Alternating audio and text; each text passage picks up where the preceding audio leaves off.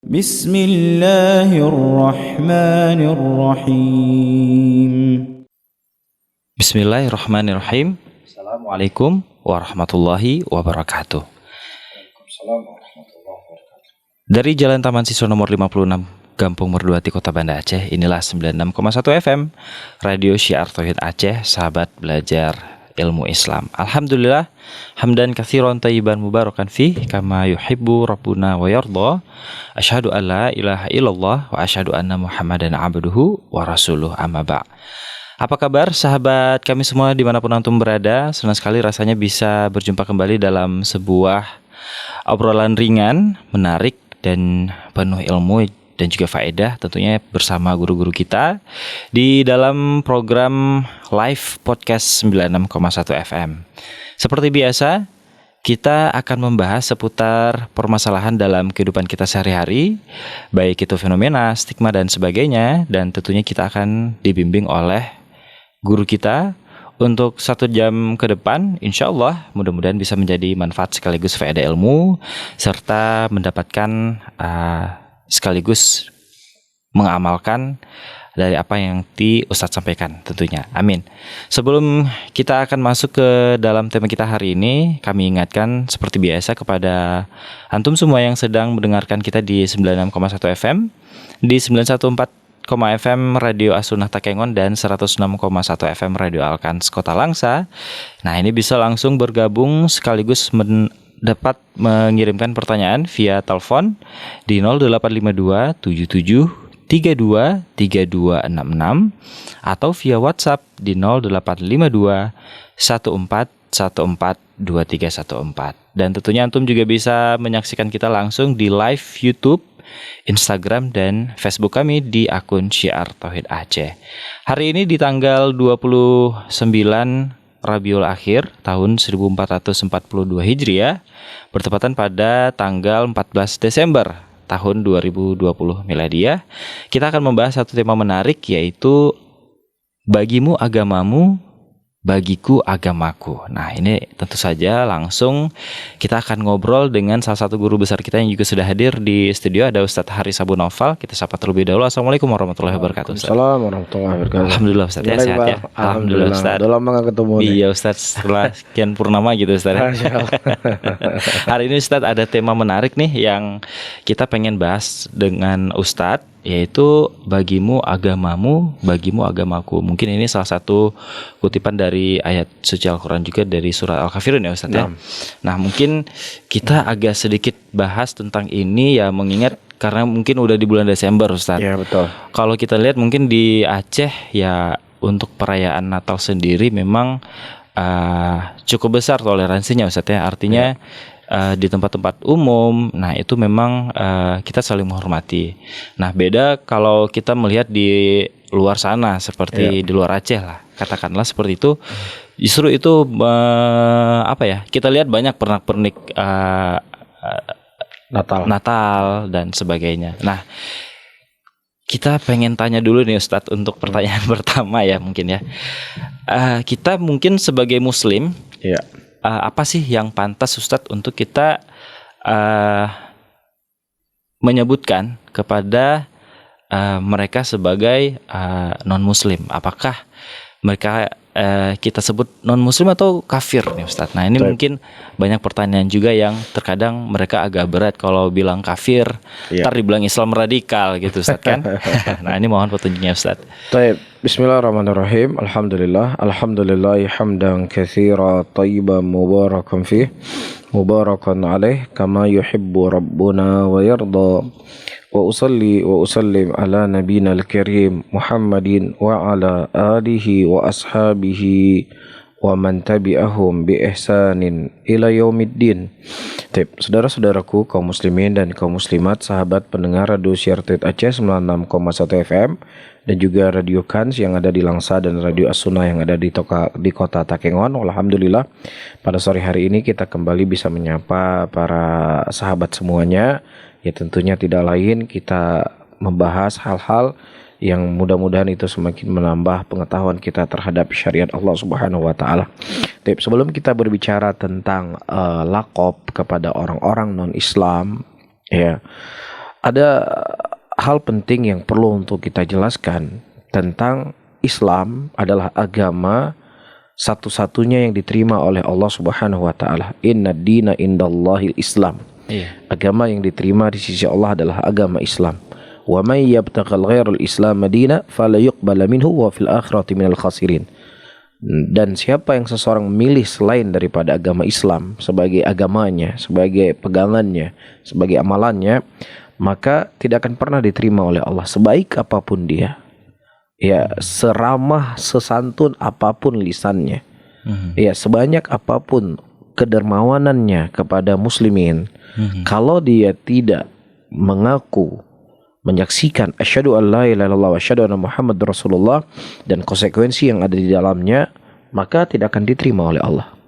Dan dia akan menjadi orang-orang yang merugi kelak di yaumul qiyamah. Dan Islam perlu untuk kita memahami apa sebenarnya definisi Islam itu sendiri. Para ulama ketika menyebutkan tentang Islam adalah al-istislam lillahi bitauhid wal inqiyadu lahu bitta'ah wal bara'atu minasyirki wa ahlihi. Islam adalah ketunduk patuhan seseorang kepada Allah dengan mengikatkan diri dengan ketaatan-ketaatan. Ya, dan tidak hanya sampai di sini. Ya, karena banyak orang-orang atau anak-anak muda hari ini, itu bisa kita lihat di media sosial, ketika sudah membahas tentang agama kamu apa misalnya, atau yang berbau agama lah, itu masalah privasi, nggak perlu untuk ditanya. Biarkan saya dengan Tuhan saya. Ya, kita ini adalah sebagai manusia, itu yang perlu untuk kita ketahui. Ya, adapun agamanya apa, agamanya ini seakan-akan sesuatu yang hal yang tercela, sebuah aib besar ketika seseorang ingin mengetahui apa agamanya. Dan ini adalah sesuatu yang merata di tengah-tengah masyarakat, terkhusus anak-anak muda di kota-kota besar. Ya, sehingga tidak ada lagi batasan ya antara Islam dengan non-Islam. Ya, jadi orang yang baik itu adalah orang yang dia menjaga lisannya, tidak mengganggu orang lain, tidak mengusik orang lain. Adapun urusan keagamaan itu ya urusan privasi dia, urusan dia di rumah ibadahnya, urusan dia di rumahnya, nggak ada urusan sama pergaulan, sama batasan-batasan apapun. Ya, sehingga saya ingin menjadi seorang muslim, ya, tetapi saya nggak mau mengatakan bahwasannya agama selain daripada agama Islam adalah agama kekufuran. Saya beribadah sama Allah, saya sholat 5 waktu, saya puasa, saya menjalankan kewajiban-kewajiban saya sebagai seorang muslim, seorang muslimah, ya. Tetapi untuk mengomentari selain daripada agama Islam adalah agama yang tidak diterima, agama Islam adalah agama yang kufur dan yang semisalnya, maka ini sesuatu yang nggak pantas untuk saya berucap demikian. Dan ini ya, banyak kita dapatkan di tengah-tengah muslimin punya pemikiran-pemikiran seperti ini. Makanya ketika para ulama menyebutkan tentang definisi Islam dari hal yang saya sebutkan tadi, tidak cukup seseorang hanya menjalankan kewajiban dia sebagai hamba Allah, akan tetapi dia harus mendatangkan perkara yang kedua, wal bara'atu minasyirki wa ahlihi. Dia berlepas diri dari kesyirikan dan pelaku kesyirikan. Dan bagaimana bentuk berlepas dirinya? Apakah Islam tidak ada toleransi? Mungkin itu akan menjadi pembahasan kita di sore hari ini. Cuman yang jelas, seorang yang mengaku dirinya muslim, ya akan dianggap dia sebagai seorang muslim ketika dia berlepas diri daripada segala bentuk kekufuran, kesyirikan dan pelaku kesyirikan itu sendiri. Prinsip ini Allah Subhanahu wa taala sebutkan di dalam Al-Qur'anul Karim, "Wala tajidu qauman yu'minuna billahi wal yawmil akhir yuwadduna man haddallaha wa rasulah." Engkau tidak akan mendapatkan suatu kaum kapanpun dimanapun yang mereka berkasih sayang dengan orang-orang yang jelas-jelas permusuhannya dengan Allah dan Rasulnya. Ya, ini prinsip di dalam agama.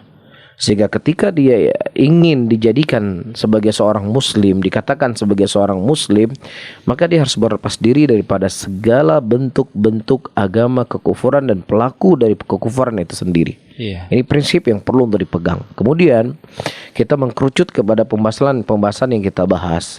Ya, kalimat kufur ya adalah kalimat yang dimana seseorang tidak mengimani daripada usul-usul agama, ya dia tidak beriman kepada Allah, tidak mengakui Allah satu-satunya zat yang diibadahi, tidak beriman kepada apa yang diutus kepada Rasulullah sallallahu alaihi wasallam, itu di dalam bahasa kita namanya kufur. Oke. Iya, bahasa kita namanya kufur dalam bahasa agama. Kafir. Iya. Iya, Allah mengatakan dalam ayatnya, innal ladzina kafaru min ahlil kitab. Allah menyebutkan sesungguhnya orang-orang kafir dari kalangan ahlil kitab. Ya, dan juga Allah mengatakan lu'inal ladzina kafaru. Ya, dilaknat orang-orang kafir. Ya, disebutkan sifat-sifatnya, disebutkan ciri-cirinya. Ya, sehingga Al-Qur'an telah berbicara tentang sifat orang kafir. Bagaimana keyakinan mereka, bagaimana mu'taqad mereka.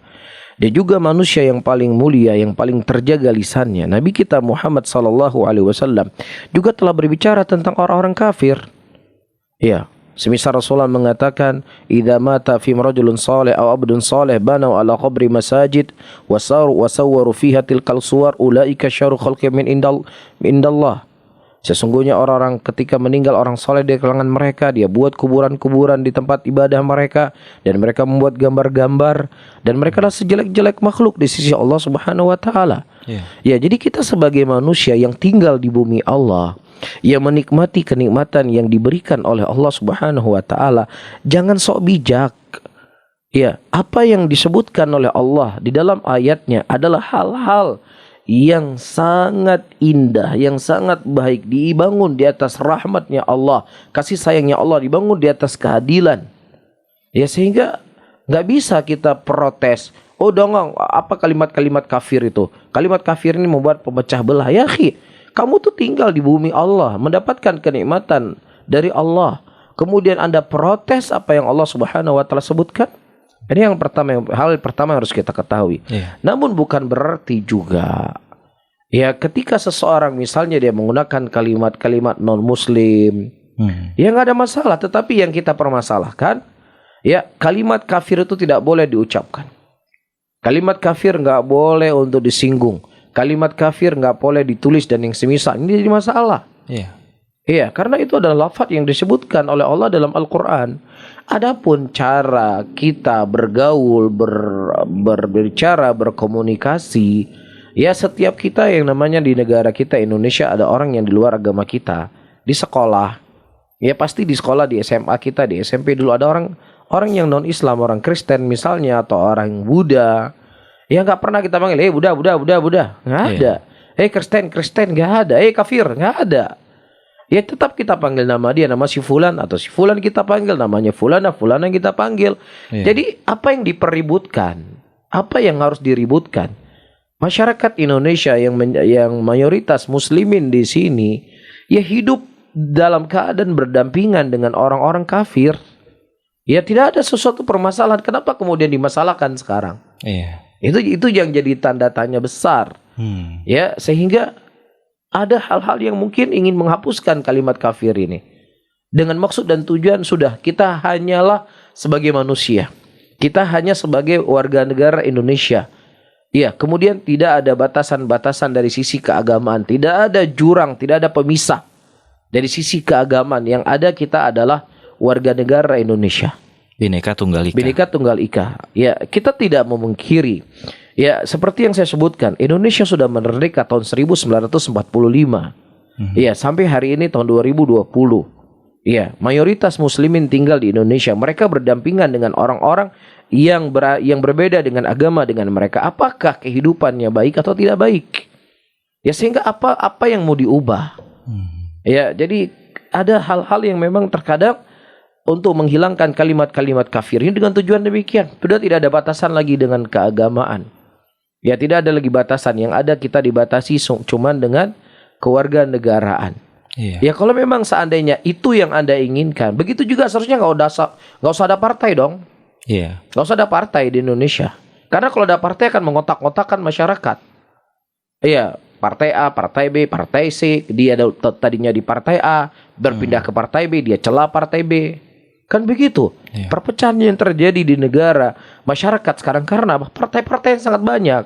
Nah, kenapa ketika dalam pembahasan ruang agama dianggap intoleransi karena memecah belah? masyarakat Indonesia kalau ada Islam, ada Kristen dan lain sebagainya. Kan ini aneh. Ya, justru yang terjadi di Indonesia sering terjadi keributan. Apakah karena perbedaan agama ataukah karena perbedaan partai? Tentunya ada perbedaan. Partai inilah sering terjadi rusuh, ribut. Ya, atau organisasi A dengan organisasi B. Adapun orang Islam yang dia berada di atas Islam yang benar, di atas Islam yang sesuai dengan tuntunan Nabi Sallallahu Alaihi Wasallam, insya Allah dia bisa memposisikan dirinya. Dan begitu juga dengan keumuman saudara-saudara kita muslimin, ya, atau keumuman masyarakat Indonesia. Ini hal yang sudah maklum dari negeri kita. Kita contoh lah misalnya di Aceh sendiri. Yang mana Aceh kalau disebut sebagai orang Aceh itu kan bukan mayoritas mungkin 100% ya Islam ya. Kalau orang Aceh mungkin ada 1-2 orang yang mungkin dia murtad dari agama. Ya di sini ada komunitas orang non-Islam, orang Tiongkok ya. Orang Cina yang kebanyakan mereka memang bukan agama Islam. Mereka bekerja. Mereka punya toko, mereka punya ini, punya itu, nggak pernah diusik. Jadi apa yang mau dibahas tentang permasalahan Islam ini begini, Islam begitu dan sebagainya, itu adalah hal yang sudah berjalan di negeri kita. Masya Allah. Bisa dibilang kita tidak boleh mengkotak-kotakan gitu Ustaz ya. Artinya ya kita di Indonesia gitu. Dan ya semuanya sama gitu. Artinya kalau kita kayak Ustadz bilang tadi lah minimal ya kalau misalnya perihal agama kan semuanya masing-masing gitu Ustadz. Nah jadi gimana Ustadz sikap pluralisme yang diajarkan Nabi SAW sebagai akhlak mulia kepada perbedaan agama ini tadi Ustadz, ras dan juga pendapat. Jadi ketika kita berbicara dalam masalah pengkotakan, itu jelas harus dikotakkan. Ya antara orang Islam ya dengan orang kafir. Ya Islam itu dengan keyakinannya, dengan ajaran-ajaran yang ada di dalam mereka. Tentunya tidak akan mungkin sama dengan ajaran yang ada dalam agama kekufuran. Allah mengatakan afana ja'alul muslimina kal mujrimin malakum kaifa tahkumun, kata Allah. Pemilik jagat raya ini mengatakan, apakah kalian ingin menjadikan orang-orang Islam, orang-orang mukmin sama seperti orang-orang yang mujrimin, orang kufur kepada Allah? Tentunya beda. Ya, sehingga ada di sini dia orang Islam. Maksud yang ingin kita sampaikan tadi, ya ketika ada pemisah, Islam adalah dengan keyakinannya, agama kufur dengan kekafirannya. Ya, kemudian ingin disatukan supaya tidak ada pengkotakan. Yang ada kita adalah warga negara Indonesia. Ya tidak ada lagi pembicaraan tentang ini kamu Islam, kamu Kristen. Ini yang salah, ini yang keliru. Ya, pengkotakan tetap ada Islam dengan Islamnya, agama kekufuran dengan kekufurannya. Cuma seperti yang saya sebutkan tadi, ketika muslimin ya berpegang di atas agamanya, dia bisa berdampingan, dia bisa bekerja, bermuamalah dengan orang-orang yang dia itu adalah non-Islam. Kan seperti itu. Dan Nabi kita Muhammad sallallahu alaihi wasallam, para hadirin dan hadirat yang dirahmati oleh Allah, adalah ya tokoh yang membawa perdamaian, tokoh yang membawa kesejukan di muka bumi ini. Dari semenjak beliau diutus oleh Allah Subhanahu wa taala sampai detik ini, walaupun jasad beliau telah meninggal, tetapi Nabi kita Muhammad sallallahu alaihi wasallam beliau membawa risalah yang sangat agung, risalah yang sangat menyejukkan. Ya, di antara risalah yang dibawa oleh Nabi kita Muhammad sallallahu alaihi wasallam, ya di mana Allah Subhanahu wa taala menyebutkan di dalam ayatnya, di dalam sebuah ayat di dalam Al-Qur'an, ya di mana kita tidaklah dilarang oleh Allah Subhanahu wa taala untuk berbuat baik kepada orang-orang kafir. Ya, Allah Subhanahu wa taala tidak melarang kita untuk ya berbuat keadilan kepada mereka selama mereka itu tidak memerangi kita. Selama mereka tidak mengusir kita dari negeri kita. Allah sebutkan dalam surat At-Taubah, la yanhaakumullah 'anil ladzina lam yuqatilukum fid din wa lam yukhrijukum min diyarikum an tabarruhum wa taqsitu ilaihim innallaha yuhibbul muqsitin. Ya, Rasulullah membawa risalah apa? La yanhakumullah. Allah Subhanahu wa taala tidak melarang kalian. Anil ladzina lam yuqatilukum, dari orang-orang yang tidak memerangi kalian dalam agama kalian. Dan juga tidak mengeluarkan kalian dari rumah-rumah kalian, dari negeri kalian. Untuk apa? Ya, antabarruhum. Allah enggak melarang kalian untuk berbuat baik untuk mereka. Wa taqsitu ilaihim. Dan juga Allah tidak melarang kalian untuk berbuat adil kepada mereka. Innallaha yuhibbul muqsitin. Sesungguhnya Allah Subhanahu wa taala mencintai orang-orang yang berbuat kebaikan. Ini tidak dilarang oleh Allah. Makanya Nabi kita sallallahu alaihi wasallam, beliau menggadaikan bajunya kepada orang Yahudi, berhutang dengan orang Yahudi. Rasulullah sallallahu alaihi wasallam pernah dimakan oleh orang Yahudi. Rasulullah sallallahu alaihi wasallam pernah mendatangi seorang anak yang sakit. Ya, kemudian diajak oleh Rasulullah untuk masuk Islam. Kemudian dia menoleh ke bapaknya. Kemudian bapaknya mengatakan, taatilah Abul Qasim ini. Kemudian dia masuk Islam. Ya, dan orang-orang kafir, mereka nyaman tinggal di kota Madinah. Tidak diusik oleh Nabi SAW. Namun ketika mereka melanggar perjanjian yang telah disepakati ya dengan Rasulullah SAW, maka disitulah kemudian Rasulullah SAW mengusir mereka. Taib, Rasulullah baru mengusir mereka. Makanya dalam Islam, kita ketika dalam masalah jual beli, ya masalah hutang piutang, itu sama ibaratnya ketika kita jual beli, menjual barang kepada orang kafir, bukan berarti nyo zakat kilo ala kubuh hentang kukurung setengah on. Karena kafir, nggak boleh. Iya. Ya, perintah Allah Subhanahu wa taala, perintah Rasulullah di dalam keadilan untuk timbangan itu berlaku untuk orang Islam dan berlaku untuk orang kafir. Nah begitu juga misalnya dalam masalah hutang. Alah, dah hutang bawa orang KPB dah bayar. Enggak boleh. Ya, hutang itu harus dibayar. Ya, begitu juga hadis-hadis Rasulullah untuk berbuat baik kepada tetangga, perbanyak kuah, berlaku bagi orang-orang kafir yang mereka tinggal di negeri muslimin, yang mereka tidak memerangi orang Islam, tetap kita berbuat baik kepada mereka. Tidak dilarang oleh Nabi SAW. Ya, dan sejarah telah membuktikan. Ya, seperti yang mungkin pernah kita bahas pada pertemuan-pertemuan yang lalu, ketika di zaman kekhalifahan Umar bin Khattab dan setelahnya, berapa banyak negeri-negeri kafir berhasil direbut oleh muslimin. Ya, dan kehidupan mereka, kalau mereka tidak masuk Islam, maka mereka harus membayar jizyah. Dan jizyah itu tergantung berapa uang yang dia miliki, berapa harta, tidak disamaratakan. Ya, bagaimana keuangannya, dan juga nggak setiap hari, ada batas tertentu waktunya. Iya, dan kemudian mereka dijaga. Rasulullah mengatakan, man qatala mu'ahidan, barang siapa membunuh seorang kafir yang dia berada di bawah pemerintahan muslimin, dilindungi di negeri orang Islam, maka dia tidak mencium bau surga. Dilarang oleh Rasulullah, diancam nggak bisa mencium bau surga membunuh orang kafir. Kan seperti itu. Sehingga negeri-negeri yang di kafir tadinya kemudian berhasil direbut oleh muslimin, ya pengaruhnya masih ada sampai hari ini. Lebanon itu berhasil direbut oleh muslimin. Hari ini masih ada Nasrani di sana. Bahkan di Yaman sendiri. Kebayang nggak di Yaman masih ada orang Yahudi? Bahasanya bahasa Arab, mukanya muka orang Arab, tapi agamanya Yahudi. Ya padahal kan sudah berlangsung berapa ribu tahun. Dari semenjak direbut negeri Yaman. Iya. Tetapi sebaliknya kita melihat, ya ketika negerinya tadi adalah negeri muslimin yang kemudian berhasil direbut oleh orang-orang kafir, sebutlah Spanyol. Bagaimana kehebatan Islam di Cordova pada waktu itu.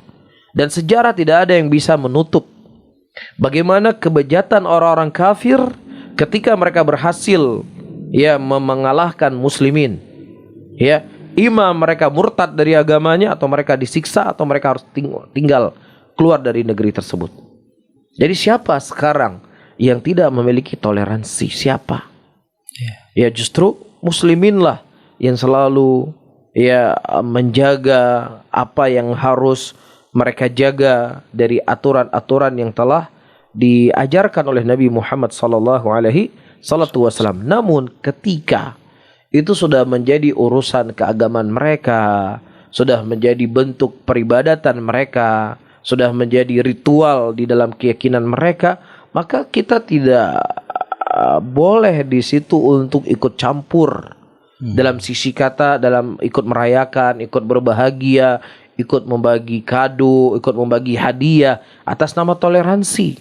Iya. Ya ini namanya adalah sesuatu yang sifatnya bablas.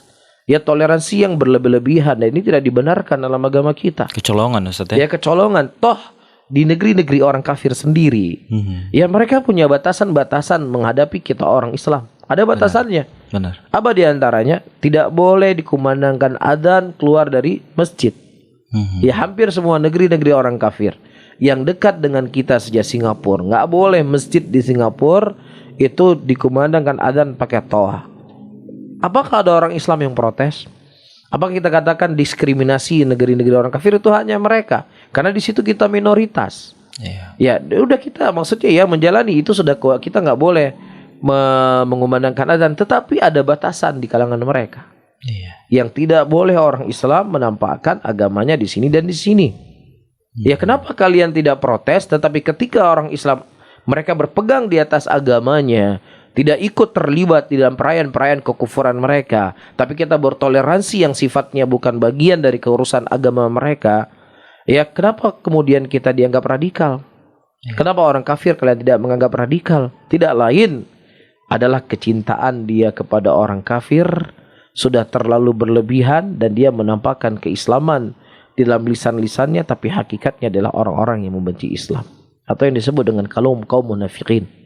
Nah, wah, ini Masya Allah pembahasan kita semakin serius dan tentunya ini makin menarik, dan kita juga mengundang partisipasi antum semua. Bagi yang ingin bertanya dengan Ustadz Haris, nah ini bisa langsung menghubungi kita di 0852 7732 3266 atau juga bisa via WhatsApp di 0852 1414 2314.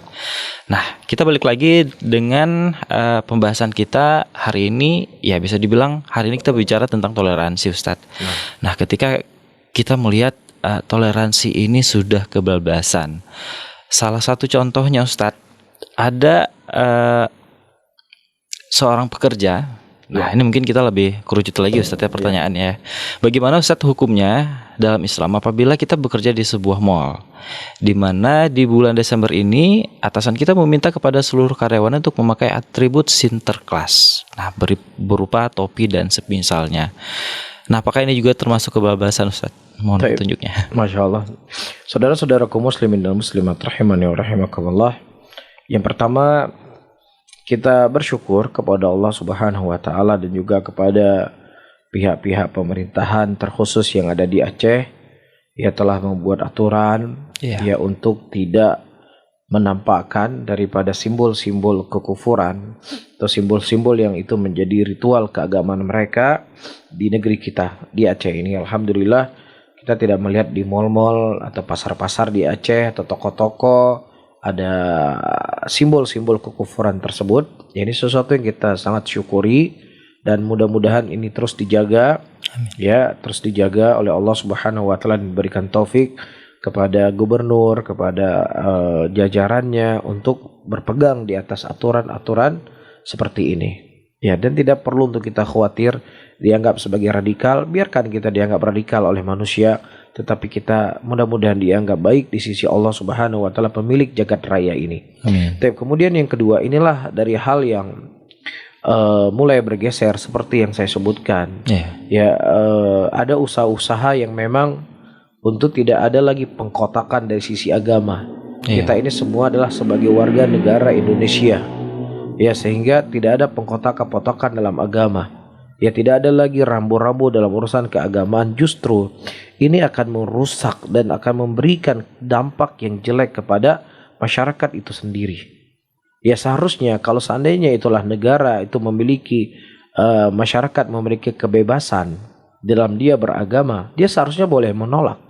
Dan itu adalah sesuatu yang sebenarnya diatur dalam undang-undang.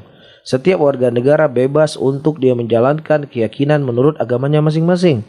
Kan seperti itu. Nah, kita sebagai seorang muslim, dia berhak untuk menolak. Itu dilindungi dalam undang-undang. Bahwasanya saya sebagai seorang muslim bebas untuk menganut agama saya, menjalankan apa yang yakini sebagai agama saya. Nah, dalam agama kita nggak boleh untuk ya berpartisipasi dan ikut berbahagia, ikut senang dengan acara-acara yang jelas dengan acara kekufuran mereka.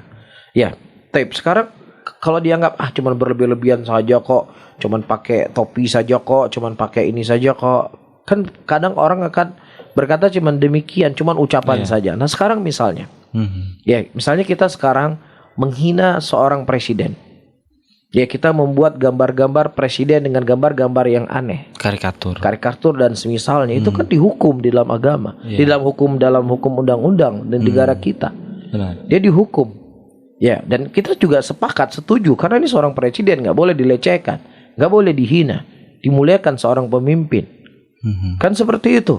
Tetapi ada hukuman dalam agama ini.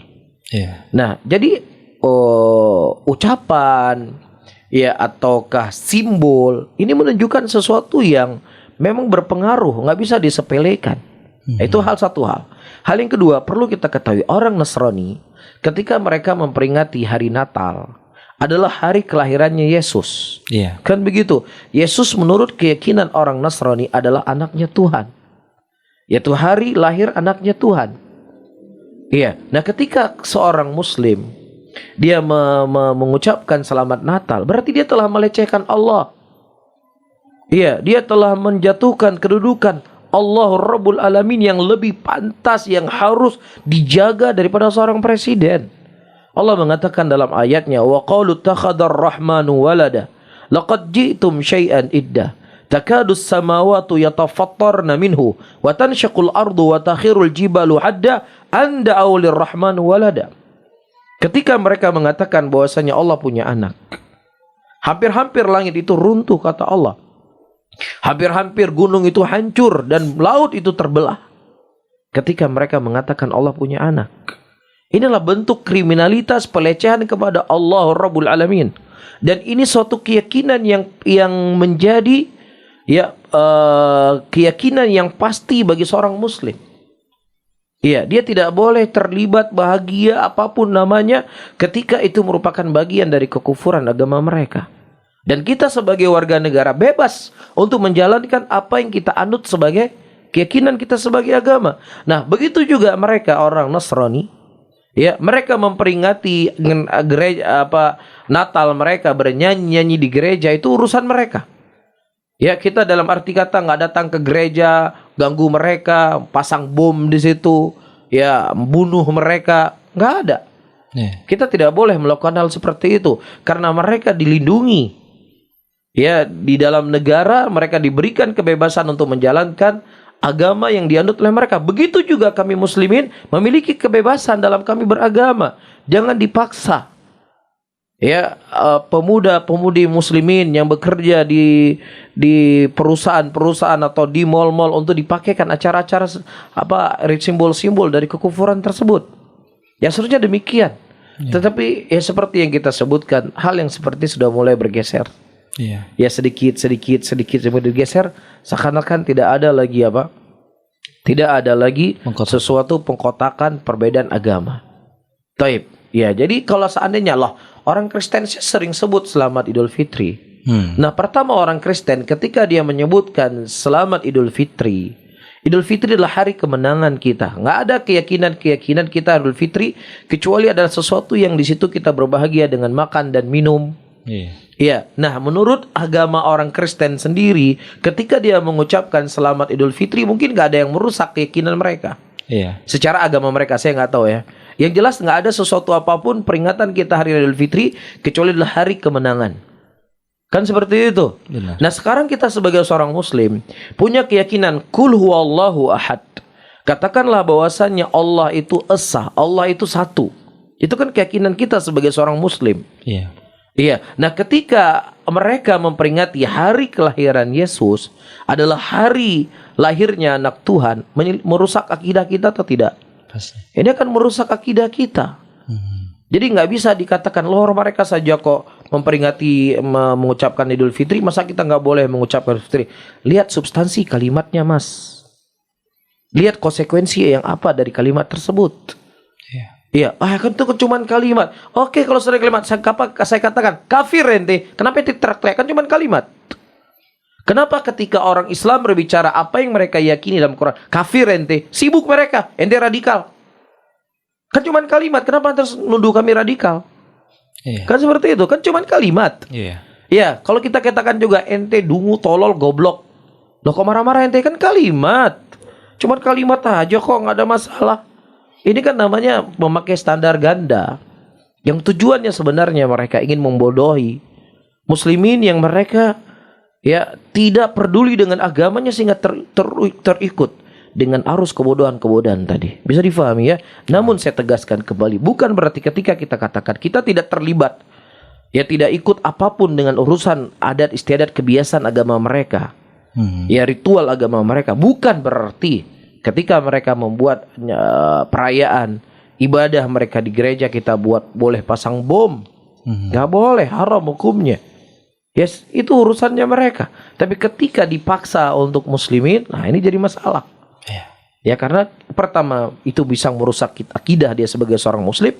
Yang kedua apa? Kita dilindungi dalam negara. Setiap warga negara bebas untuk menjalankan keyakinannya masing-masing. Kan seperti itu. Jadi nggak boleh dong pakai standar ganda. Iya. Ya harus, kalau memang undang-undang itu udah kita jalani. Itu agama kalian, ini agama kami. Seperti itu. Kita menjalaninya juga sebagai warga negara Indonesia yang taat, Ustaz ya. Iya, nah ini kita juga tadi sempat ada yang bertanya juga Ustaz lewat Instagram. Mungkin jawabannya juga sudah terjawab ya. Dan mungkin kita akan meneruskan beberapa pertanyaan yang juga sudah masuk Ustaz dari WhatsApp. Assalamualaikum. Waalaikumsalam warahmatullahi wabarakatuh. Dari hamba Allah, katanya dari Penajam Pasir Utara Kalimantan Timur. Ummu Fulan, izin bertanya Ustadz, bolehkah seseorang mengatakan lakum dinukum waliyadin kepada sesama muslim kalau dia tidak mau mengikuti kajian yang kita ikuti? Jazakallah khair Ustadz atas penjelasannya. Saudara-saudara kaum muslimin dan muslimat rahimani wa rahimakumullah. Mungkin perlu kita tahu asbabun nuzul turunnya ayat ini. Iya. Ya, sebab turunnya ayat ini disebutkan oleh Abdullah bin Abbas radhiyallahu taala anhu. Ya, ayat lakum dinukum waliyadin, agama kalian adalah agama kalian, agama kami adalah agama kami. Waktu itu orang Quraisy mereka memberikan iming-iming kepada Nabi SAW untuk memberikan harta yang sangat banyak. Ya, sehingga beliau akan menjadi laki-laki yang paling kaya di kota Mekah. Yeah. Dan beliau dijanjikan akan dinikahi dengan seorang wanita yang paling cantik atau wanita apapun yang siapapun yang beliau inginkan di kota Mekah. Taib, dan kemudian orang musyrikin sudah tidak mengganggu lagi Nabi SAW. Ya, kemudian Rasulullah SAW bertanya, hadalaka indana ya Muhammad. Mereka berkata kepada Rasulullah, hadalak indana ya Muhammad, wa kaf'an syatama alihatina. Dengan syarat, engkau tidak boleh lagi mencela Tuhan-Tuhan kami. Tidak boleh engkau menyebutkan tentang kejelekan Tuhan-Tuhan yang kami sembah. Jangan lagi singgung-singgung apa yang kami lakukan. Fa'ilam tafal fa'inna nu'rid alaika khaslatan wahidah fayalaka walana fiya salahun qala ta'budu aliyatana sana allata wal uzza wa na'budu ilahaka sana. Tapi kalau seandainya ini juga kamu tidak mau terima, kami akan memberikan kepada engkau satu perjanjian lagi. Ya, tahun ini kita sembah Tuhanmu, tahun depan kita sembah Tuhan kami. Negosiasi. Kita toleransi. Iya. Kita bertoleransi. Ya, pokoknya supaya nggak ribut-ribut. Iya. Karena mereka melihat perkembangan dakwahnya Rasulullah SAW tidak bisa dihentikan. Ya sudah, dia memakai dengan cara jalur yang ditempuh untuk berdamai. Ini kalau kita lihat para hadirin secara logika, apalagi kita pakai logika orang liberal, mungkin dia akan menyalahkan Rasulullah. Kan seperti itu. Iya. Iya, mereka akan membenarkan musyrikin. Kan seperti itu. Benar. Wah, ini Rasulullah nggak toleransi. Mas, ente nggak perlu mengajarkan Nabi kami bertoleransi. Nabi kami mengajarkan kepada kami hal yang paling kecil sekalipun, ya tidak boleh menyakiti hewan, dipotong hewan dari uratnya supaya dia bisa mati dalam keadaan tenang. Kalian sudah tahun 2020 orang kafir tersebut menyembelih hewan saja belum bisa. Menyiksa hewan yang mereka sembelih. Digiling sapi itu dari kakinya pelan-pelan sampai ke tubuhnya. Ini zalim. Ya, jadi kalau ente mau berbicara toleransi, ente urus dulu. Bagaimana ente cara menyembelih hewan? Ya itu saja kalian nggak ngerti. Gimana lagi berbicara hal yang besar? Jadi ini yang ditawarkan kepada Rasulullah. Kemudian turun ayat. Rasulullah menunggu datangnya ayat. Rasulullah mengatakan, "Qul ya ayyuhal kafirun." Ya, katakanlah wahai Muhammad kepada orang-orang kafir. Ya, lakum dinukum waliyadin dan seterusnya sampai akhir ayat, agamaku adalah agamaku, agamu adalah agamamu. Iya, aku menyembah dari apa yang kalian tidak sembah. Iya, sehingga di sini tidak ada bab toleransi dalam masalah ini. Nah, kalau Anda meyakini Nabi kalian adalah Rasulullah SAW adalah sebagai membawa rahmat, ini harus dipegang. Iya. Iya. Nah, kalau konsep toleransi kalian, Rasulullah kalian salahkan di sini. Naudzubillah, menyalahkan keputusan Rasulullah, kafir. Terlebih beliau diturunkan wahyu oleh Allah Subhanahu wa taala. Dan juga disebutkan dalam ayat yang lainnya, "Qul afa ghairallahi ta'muruni a'budu ayyuhal jahilun." Katakanlah ya Muhammad, apakah kepada selain Allah kalian memerintahkan aku untuk beribadah kepadanya? Wahai orang-orang jahil. Jadi orang yang mengajak toleransi tadi, ya 1 tahun kita menyembah Tuhanmu, 1 tahun kita sama-sama menyembah Tuhan kami, tidak boleh mencela Tuhan kami, itu dilakopi oleh Allah sebagai orang yang jahil. Walaupun ente profesor, doktor S3 di Amerika sana, ya walaupun kepala kamu sudah hilang rambutnya karena saking cerdasnya Profesor ente, kalau ini yang ente seru, mengajak toleransi, nggak ada batasan dalam urusan keagamaan, ya tidak ada batasan, tidak ada perkelompokan. Ayyuhal jahilun, ente adalah orang yang jahil. Bisa difahami? Jadi ini adalah perkara prinsipil, nggak boleh kita toleransi dalam masalah keagamaan. Iya, toleransi itu dalam masalah keseharian. Ya seperti yang kita sebutkan tadi, ada orang tetangga kita dia kafir.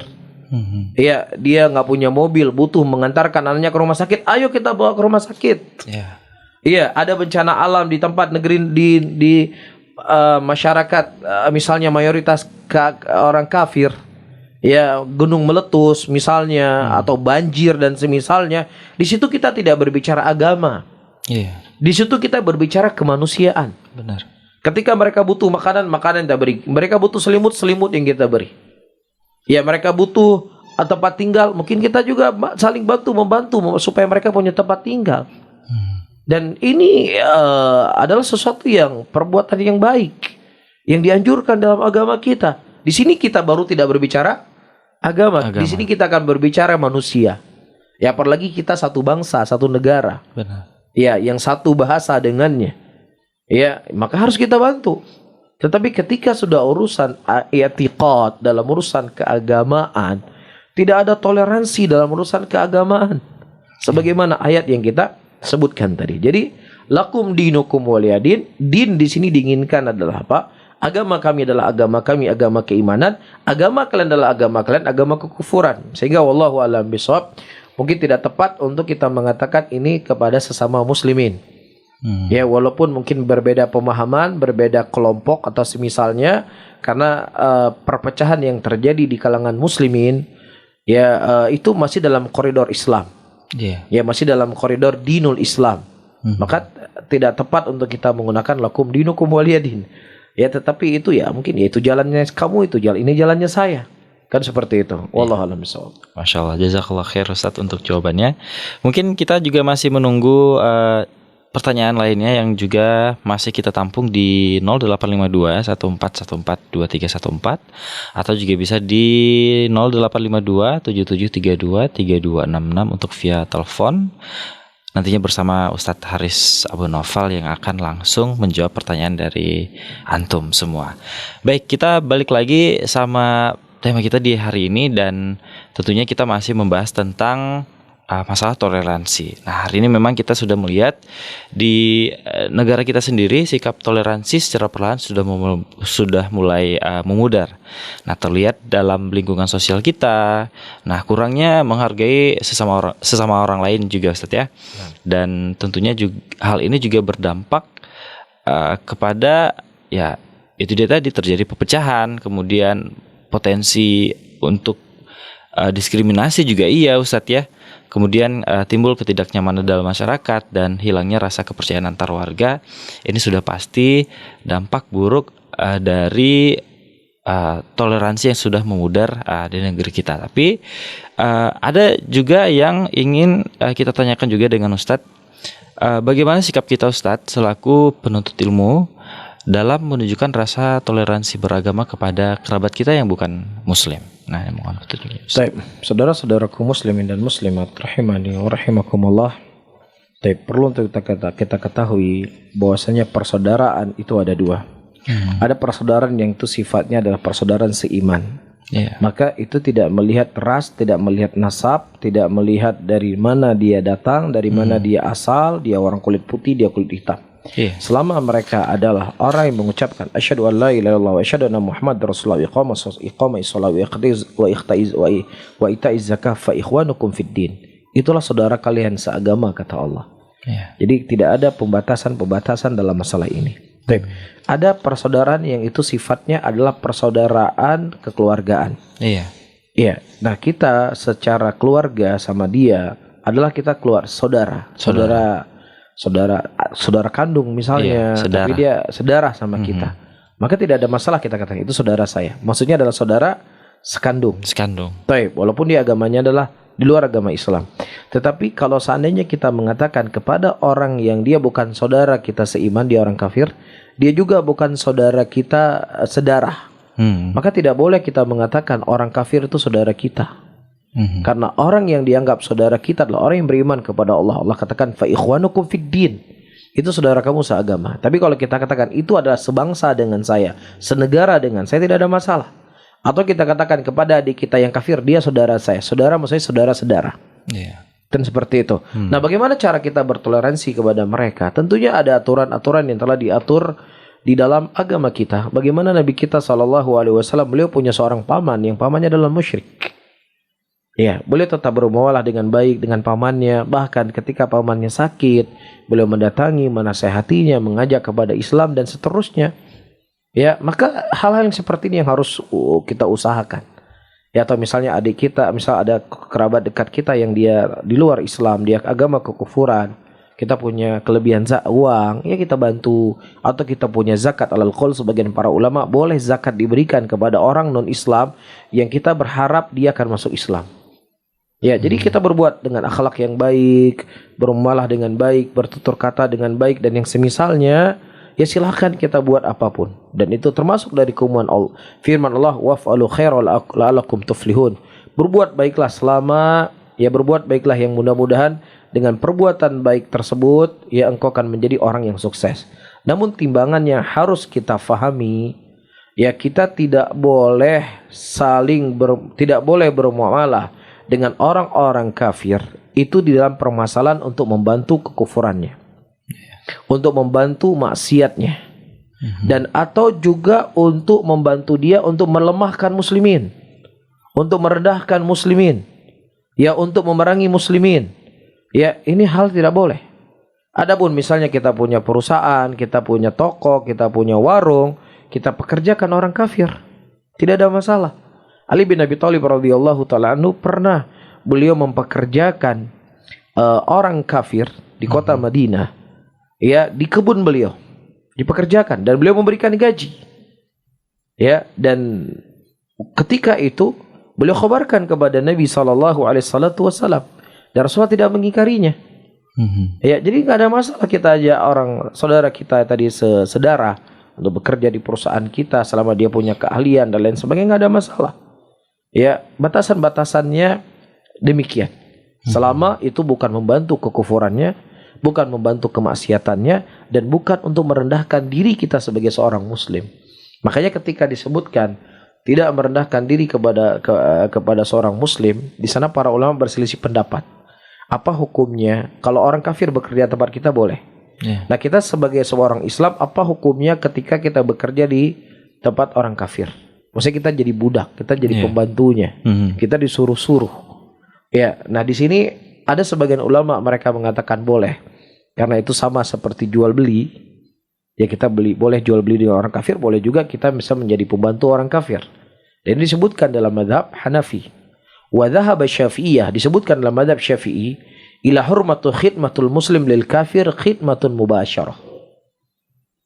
Qasabil ma ala yadayh Dalam mazhab Syafi'i, Masya Allah, saya sering menyampaikan, mazhab Syafi'i ini Masya Allah kuatnya mereka berpegang di atas sunnah Rasulullah Sallallahu Alaihi Wasallam dan juga sebagaimana ulama-ulama yang lainnya. Dalam mazhab Syafi'i hukumnya haram seorang muslimah, seorang muslim menjadi pembantu untuk orang kafir. Yang itu membantu langsung. Apa misalnya disebutkan di sini, qasabil ma'ala yadeh, menuangkan cuci tangan dia. Ya, wataqdimul na'allahu, diambil sendal untuknya, membersihkan kotorannya. Ya. Au ghairu mubasyarah ka irsal fi hawaijihi sawan kana bidzalika bi aqdin aw bi ghairi aqdin. Ya, atau sesuatu yang tidak bentuknya tidak mubasyarah langsung. Yang itu bentuknya kita merendahkan diri kita kepada dia. Maka dalam mazhab Syafi'iyah hukumnya itu haram, enggak boleh. Taib. Adapun dalam mazhab Hanafi itu dibolehkan. Taib. Jadi intinya seorang muslim itu tidak boleh merendahkan diri kepada orang kafir. Kalau dia merendahkan diri kepada orang kafir, dalam mazhab Syafi'iyah itu tidak dibolehkan dan dibenarkan. Ya, jadi tukang masak dia, jadi pembantu dia, ya menjaga nenek-nenek tua kafir yang sudah tua renta, cuci kotorannya. Itu nggak dibenarkan dalam mazhab Syafi'iyah. Seperti itu. Wallahu a'lam bishawab. Ya, sangat terharu Ustaz mendengar jawaban Ustaz tadi, karena Ana juga pernah mendengar Ustaz salah satu kabar bahwasanya ada seorang wanita, dia muslim tapi bekerja di tempat orang kafir. Beliau dipekerjakan sebagai juru masaknya. Jadi ketika hari libur, beliau dipanggil untuk membantu masak babi. Iya, dan itu dia harus memasak babi, Ustaz. Nah, katakan seperti itu. Nah, itu hukumnya tidak boleh. Tetap tidak boleh ya. Maksiat. Nah, seperti itu. Baik. Nah, ini mungkin ada satu pertanyaan lagi, Ustaz, yang ingin kita tanyakan kepada Ustaz. Bagaimana hukum dalam Islam ketika kita mendapatkan undangan menghadiri pernikahan saudara-saudara kita yang beda keyakinan? Nah, ini gimana, Ustaz? Saudara sebangsa ya. Saudara kerabat. Taib. Adapun mendatangi acara walimahannya mereka, acara pengantinnya mereka, secara hukum asal tidak ada masalah, dibolehkan. Ya selama kita tidak ikut terlibat dalam perayaan-perayaannya. Ya misalnya dia berbuat di gereja, yang tentunya ada lagu-lagu yang mereka akan lakukan, ada pujian-pujian Tuhan di gereja tersebut, maka dalam kondisi seperti ini kita tidak boleh hadir. Ya, yang ibaratnya musik kasidah saja yang memuji Rasulullah Sallallahu Alaihi Wasallam tapi dinyanyikan, dilagukan, ya itu adalah musik yang terlarang.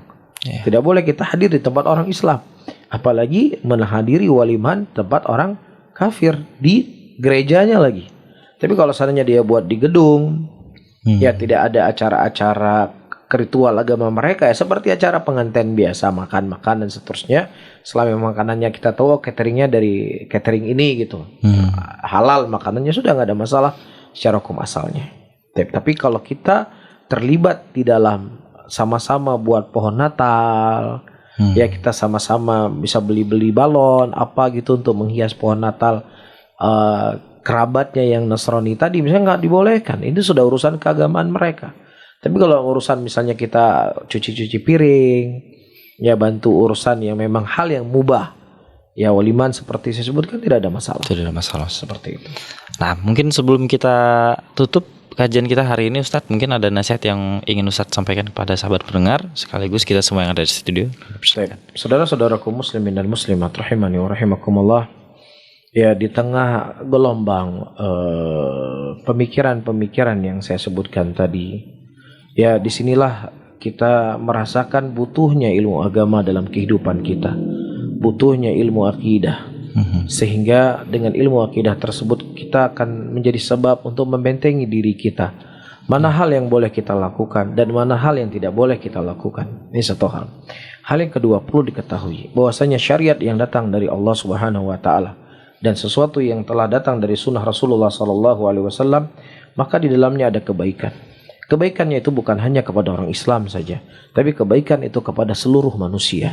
Jadi ketika orang berpegang di atas agamanya, berpegang di atas syariatnya, berpegang di atas ya apa yang telah digariskan oleh Allah, maka bukan hanya manusia saja yang akan nyaman tinggal di situ, bukan hanya orang Islam saja yang akan nyaman, tapi orang yang kufur, binatang, tumbuh-tumbuhan itu akan aman, karena Islam datang untuk membawa kebaikan.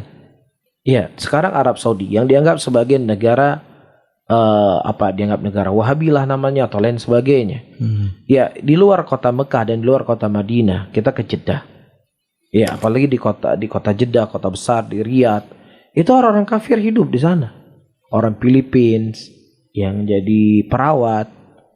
Ya, terus juga mereka saya pernah datang sebuah tempat itu pabrik minyak. Istilahnya pabrik anaknya Aramco. Yang punya perusahaannya Jepang dengan Saudi Arabia. Ya di situ ngomongnya bahasa Inggris, orang bule semua di situ. Mereka hidup nyaman di sana. Bahkan ketika saya mau melihat sebuah potongan video, ada orang kafir dari orang bule Amerika, ketika masa pandemi dia nggak mau pulang ke negerinya. Saya lebih nyaman di sini. Masya Allah. Ya, ini menunjukkan bahwasanya ketika diterapkan syariat Islam, Saudi Arabia lah salah satu negara yang menerapkan syariat Islam. Iya, itu dong yang dijadikan sebagai sampel ya. Jangan dijadikan orang Islam itu ISIS. Yang dijadikan sampel orang Islam itu para khawarij, para terorisme. Ini namanya nggak adil. Karena terorisme mereka juga memerangi orang Islam. Terorisme juga mereka membunuh muslimin. Dan Islam itu sendiri melarang perbuatan tersebut, memerangi perbuatan tersebut. Ya, secara pemikiran. Ya, memerangi secara pemikiran. Dan kalau seandainya memang tidak ada cara untuk menghilangkan kerusakan para terorisme kecuali dengan sesuatu yang keras, maka dilakukan. Tapi kalau seandainya ya kerusakan mereka caranya tidak perlu untuk istilahnya dengan senjata, ya dilakukan dengan tanpa senjata. Iya, misalnya para demonstrasi ini, ya terkadang sebagian orang juga terlalu berlebihan para demonstrasi yang mereka nggak bawa senjata. Ya nggak bawa senjata tajam atau lain sebagainya, udah bunuh saja semuanya, nggak bisa dong. Ini keliru, ini fatwa yang salah. Pertama, polisi sendiri dia sudah punya SOP.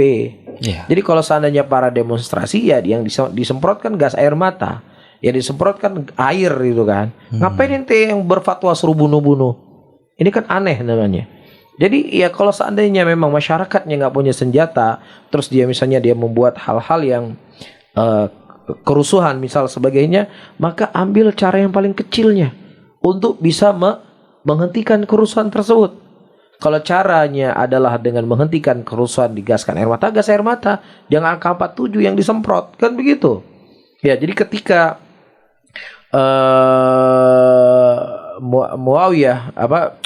Yazid bin Muawiyah di salah satu daerah kekuasaan beliau, ya orang-orang pada waktu itu sudah mengepung istana gubernurnya. Ya, dan kebetulan penasihat Yazid bin Muawiyah ada sebagian orang-orang yang memiliki ilmu. Ya, bukan langsung diembat, bukan langsung dibunuh dan lain sebagainya. Apa dilakukan? Negosiasi. Jadi mereka ditakut-takuti. Kalau kalian nggak bubar ini, ya maka kami kirim pasukan dari Syam ke sini. Ya, disebutkan. Kedua, ya mereka diiming-imingkan uang. Yang ketiga, keluarganya itu diminta jemput anak kalian di tempat keramaian. Mereka mengepung istana. Akhirnya tidak tersisa waktu itu cuma segelintir orang. Ini kan siasat. Jadi nggak serta-merta bunuh, serta-merta habiskan. Oh, ini khawarij para demonstrasi. Nggak demikian. Ya, nah ketika ada orang misalnya menisbatkan dirinya kepada sunnah, ya kemudian dia menyampaikan ceramah bunuh semuanya, halal darah mereka, itu adalah oknum yang berbicara dan tidak mewakili daripada Ahlus Sunnah itu sendiri, tidak mewakili dari manhaj salaf itu sendiri, karena manhaj salaf tidak demikian kondisi dan keadaannya. Silakan baca buku-buku akidah, silakan baca fatwa para ulama, karena hukum asal darah seorang muslim itu terjaga, tidak boleh ditumpahkan. Nah, kapan boleh ditumpahkan? Ketika memang tidak ada cara untuk menghentikan kejelekannya kecuali dengan menumpahkan darahnya. Itu terakhir, bukan di awal. Ibaratnya sama hukumnya seperti maling masuk ke rumah kita. Kan boleh kita katanya membela diri, membela harta untuk inikan maling. Kan seperti itu. Ini malingnya umurnya badannya kurus, kecil. Di dalam ada laki-laki badannya tegap-tegap. Waduh. Tentara lagi.